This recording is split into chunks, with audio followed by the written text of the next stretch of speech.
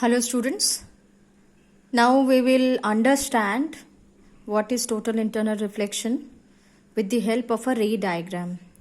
So already discussed about total internal reflection, about the phenomena and the conditions which are required, necessary conditions which are required for total internal reflection to occur.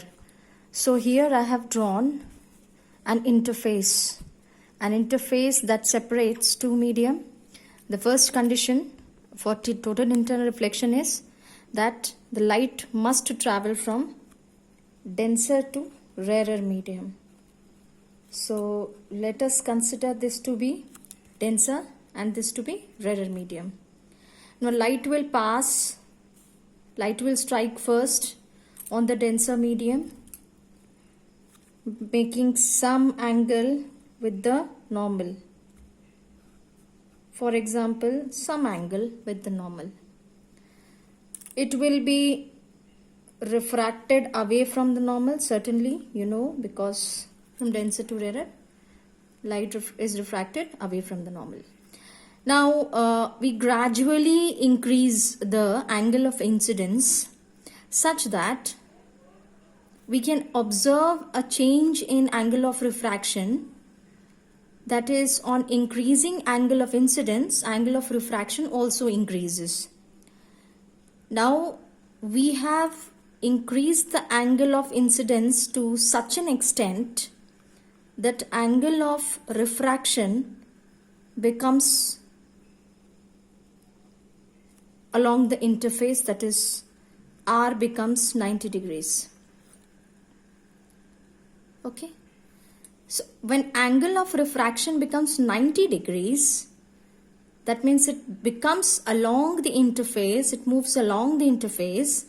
This particular angle of incidence, for which angle of refraction is 90 degree, is said to be critical angle. Okay.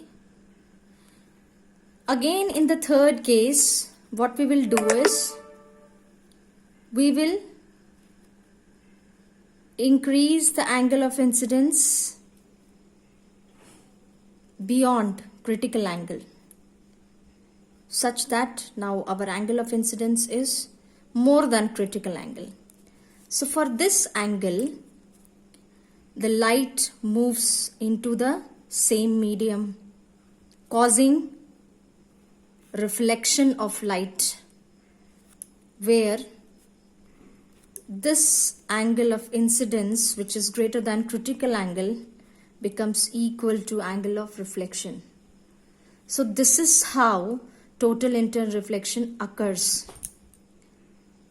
Now if we start from the first case that we had taken earlier, so this is the case of 100% conservation of energy.